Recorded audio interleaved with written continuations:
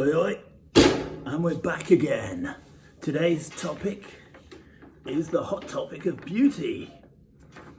Okay, I hope you enjoyed today's thumbnail.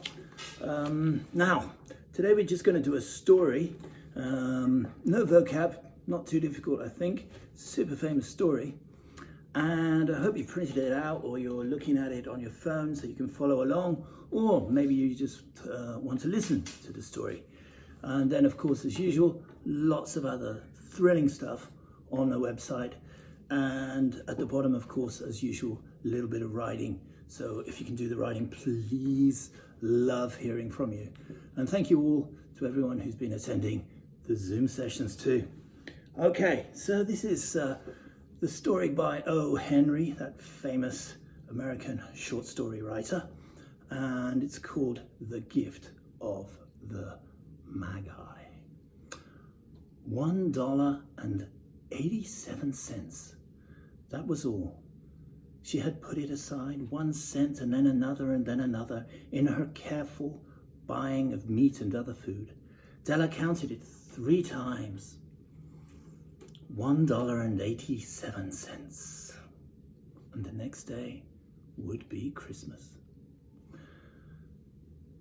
There was nothing to do but fall on the bed and cry. So Della did it.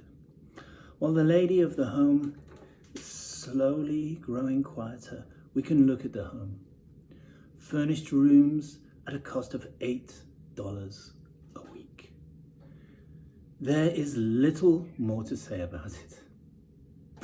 In the hall below was a letterbox, too small to hold a letter. There was an electric bell, but it could not make a sound. Also, there was a name beside the door, Mr. James Dillingham Young. When the name was placed there, Mr. James Dillingham Young was being paid $30 a week. Now, when he was being paid only $20 a week, the name seemed too long and important. It should perhaps have been Mr. James D. Young, but when Mr. James Dillingham Young entered the furnished rooms, his name became very short indeed. Mrs. James Dillingham Young put her arms warmly about him and called him Jim. You have already met her. She is Della. Della finished her crying and cleaned the marks of it from her face. She stood by the window and looked out with no interest. Tomorrow would be Christmas Day, and she had only $1.87 with which to buy Jim a gift. She had put aside as much as she could for months with this result. $20 a week is not much. Everything had cost more than she had expected. It always happened like that. Only $1.87 to buy a gift for Jim. Her Jim. She had had many happy hours planning something nice for him, something nearly good enough, something almost worth the honor of belonging to Jim. There was a looking glass between the window of the room. Perhaps you have seen the kind of looking glass that is placed in $8 furnished rooms. It was very narrow. A person could only see a little of himself at a time. However, if he was very thin and moved very quickly, he might be able to get a good view of himself. Della, being quite thin, had mastered the art. She suddenly turned from the window and stood before the glass. Her eyes were shining brightly, but her face had lost its colour. Quickly, she pulled down her hair and let it fall to its complete length. The James Dillingham Youngs were very proud of 2 things which they owned. One thing was Jim's gold watch. It had once belonged to his father, and long ago it had belonged to his father's father. The other thing was Della's hair. If a queen had lived in the rooms near theirs, Della would have washed and dried her hair where the queen could see it. Della knew her hair was more beautiful than any queen's jewels and gifts. If a king had lived in the same house with all his riches, Jim would have looked at his watch every time they met. Jim knew that no king had anything so valuable. So now, Della's beautiful hair fell about her, shining like a falling stream of brown water. It reached below her knee. It almost made itself into a dress for her. And then she put it up on her head again, nervously and quickly. Once she stopped for a moment and stood still while a tear or two ran down her face. She put on her old brown coat. She put on her old brown hat. With the bright light still in her eyes, she moved quickly out the door and down to the street. Where she stopped, the sign said, Mrs. Sofroni, hair articles of all kinds.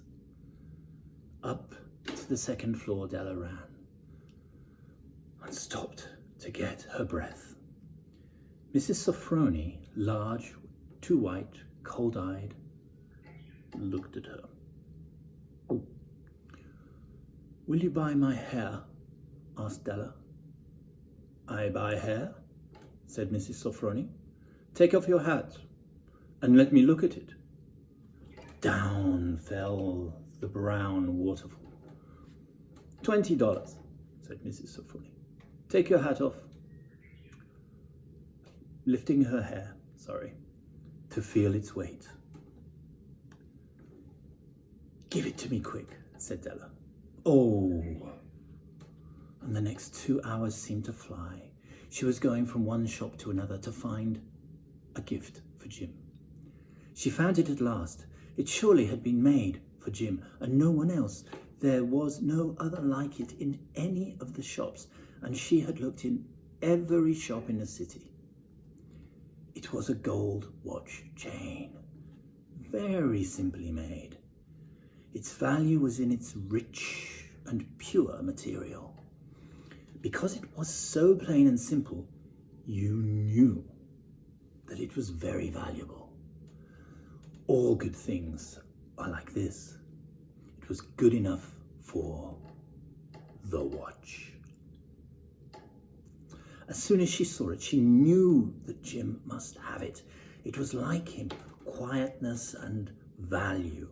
Jim and the chain both had quietness and value. She paid $21 for it, and she hurried home with the chain and her 87 cents. With that chain on his watch, Jim could look at his watch and learn the time anywhere he might be.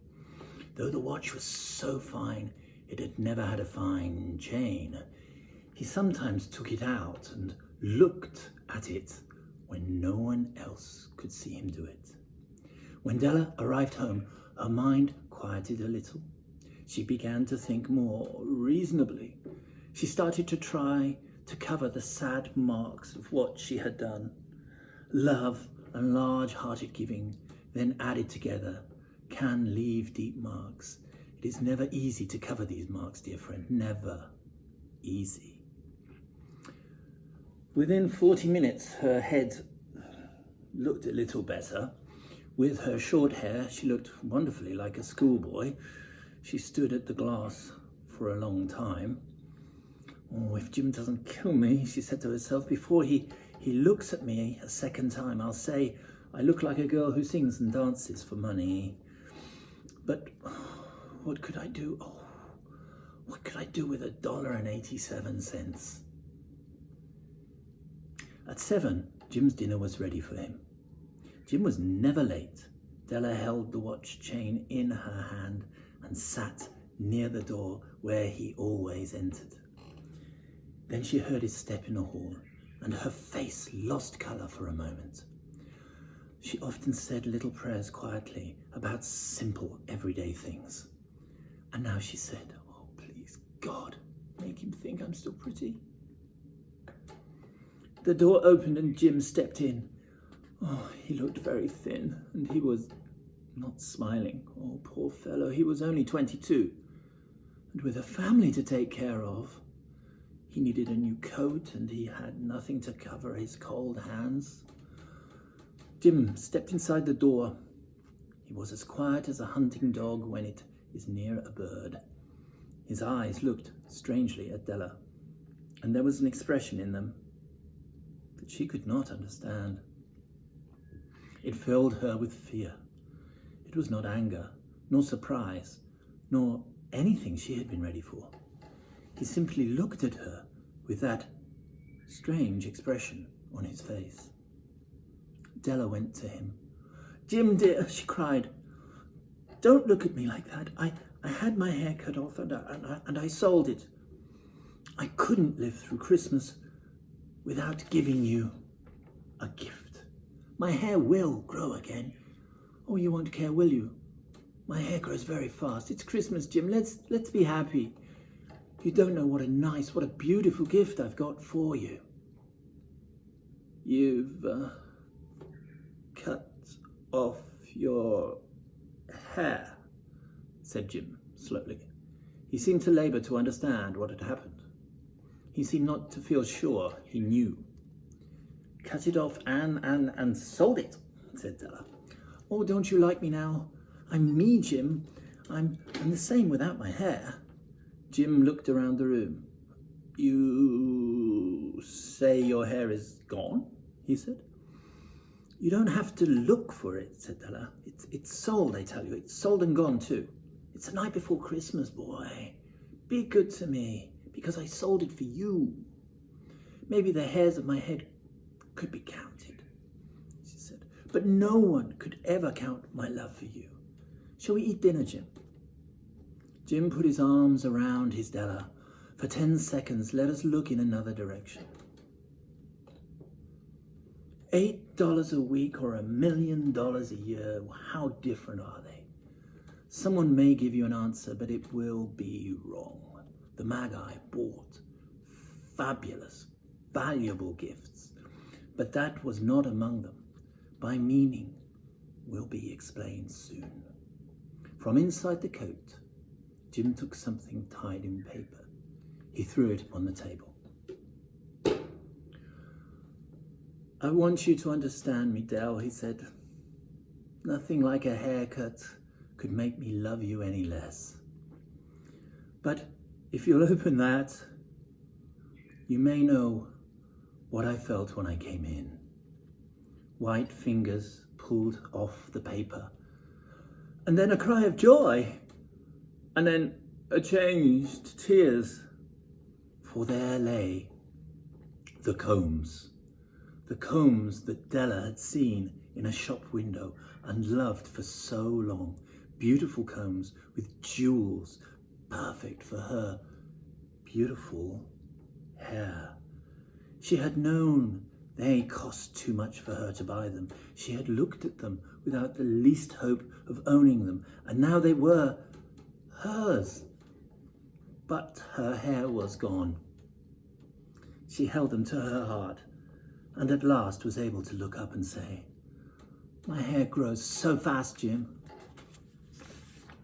And then she jumped up and cried, Oh! Jim had not yet seen his beautiful gift. She held it out to him.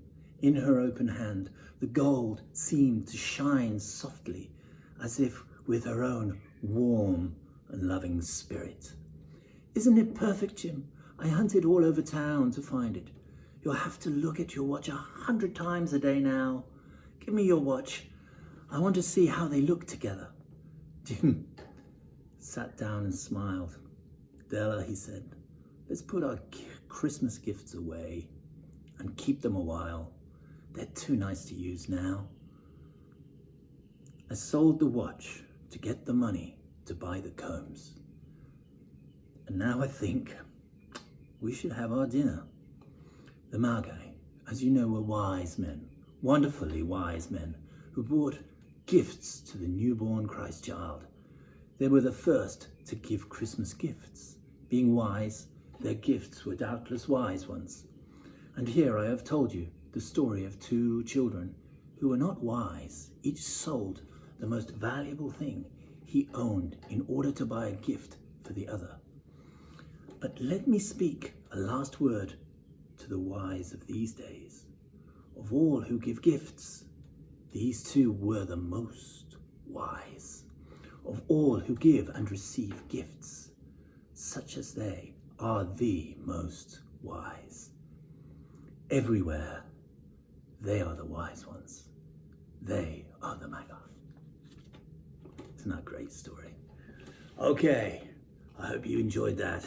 Do some exercises on the website. Do your writing. See you again soon. Thank you very much. Bye-bye.